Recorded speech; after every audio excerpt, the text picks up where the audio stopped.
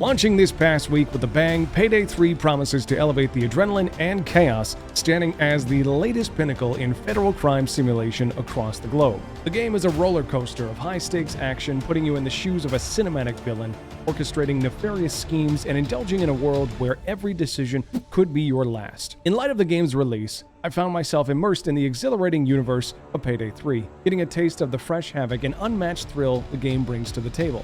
This new adventure led me to a burning question. While it's a given that these heists can drain institutions of massive fortunes, have you ever stopped to consider the real-world financial toll of a heist like Road Rage? To dissect this thrilling enigma, we're zooming in on the Road Rage heist, analyzing every crunch, crash, and explosion, all while factoring in the nearly priceless cost of a human life, as was requested by you, the viewers, in the last video. Since the game intricately calculates the loss of hostages, we'll concentrate our investigation on the physical damages, employing meticulously researched internet averages to piece together a picture of the financial fallout. So gear up and strap in, as we delve deep into the chaotic aftermath and uncover the true cost of a high-octane Payday 3 heist. The first thing we need to do is define the parameters of this experiment. To keep things simple, let's assume the entire bridge is one long crime scene. Also, since it was mentioned in the comments section of the last video, we will be factoring in the cost of each human life, which multiple sources have listed at about $10 million US. Furthermore, we know that Payday 3 is set in its own version of New York City,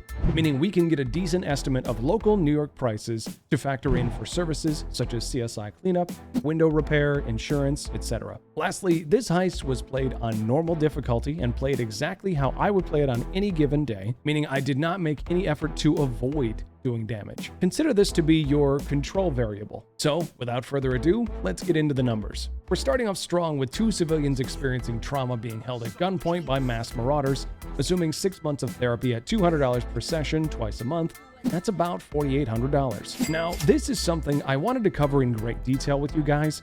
In this heist, your goal is to stop an armored truck in its tracks using something called an EMP device. EMP stands for electromagnetic pulse. In simple terms, a large amount of energy is dispersed rapidly using a detonator, which could be done with a capacitor dumping all of its contained energy through a coil of wire and then being shorted out by an explosion, which would in turn generate a strong but brief electromagnetic field. For those of you who remember high school science or messed around with magnets as a kid, you understand the power a magnet can have on electronics. Within every modern vehicle is something called an ECU, or Engine Control Unit, essentially the nervous system for the engine. It makes sure everything runs smoothly and your vehicle performs as you would expect. So if we place an EMP device that supposedly has enough power to stop an armored truck on the outside of the vehicle, the damages could be in the hundreds of thousands, if not millions, according to my research, especially considering EMP weapons are designed to destroy or immobilize vehicles and expensive equipment.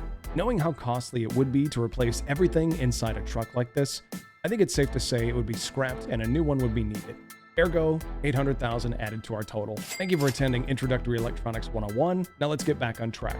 Here's some additional civilian trauma, so another $4,800. As promised, we're factoring in the cost of each human life at about $10 million, plus we're including an extra $5,000 for having to scale a lighthouse to retrieve that policeman's body.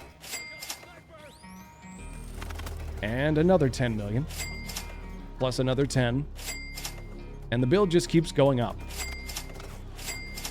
Also, I forgot to include the initial crime scene cost for the bridge itself. Since everything costs more in New York, $5,000. I'm not funny, I'm just honest. That works. I mean, I got news for you, Meow Meow. I think that's called autism. When people think you're funny and you're just being real, that's autism. I would know. The cost of introducing a viewer to the concept of being neurodivergent? Priceless. Another $10 million. Also a new crime scene. $5,000. Oh. I might have messed up, actually.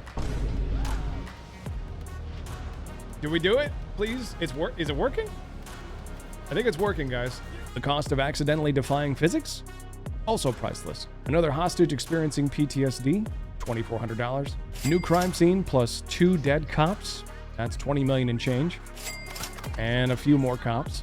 Kobe. Now, because of what we covered earlier regarding EMP usage on this vehicle, I think it's safe to say it's ruined anyway, so I won't be factoring in any damages done by this drill. The loot on board, however, will be factored in at the end, and also covered in more detail in a minute.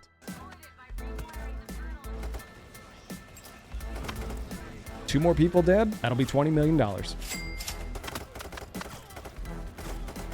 I'm sorry, 30 million. Or maybe 70 million. And another 10 million. Okay, now that we've reached the end of the heist, here's where I have some beef with the devs. I counted at least 3 stacks of cash about this size in that armored car, all of which showed Ben Franklin's MILF-loving face on the tops of each stack. Now, if you're like me, you might wonder, what does $1 million in cash look like? Well, Bloomberg has the answer. According to their video, you can fit up to 10,000 bills in that briefcase alone, and that stack looks much smaller than what was in those lockboxes. Also, that gold band is typically used for stacks equaling $10,000. I had some trouble zooming in and counting how many stacks of 10K were in that box, but from what I could gather, the tallest piles were about 9 stacks high, so about 90,000 each. Which means there's about $400,000 in that one box if you count everything but the wad on the right. So 3 full boxes at $400,000 comes out to $1.2 million. Now, of course, you could argue that the bags I didn't see, plus the rare elements, could have added up to more and been split with the other 3 heisters. But if that were the case, why are all 10 bags valued at $586,000? Either way, let's look at the total damages we did and maybe it'll all make sense.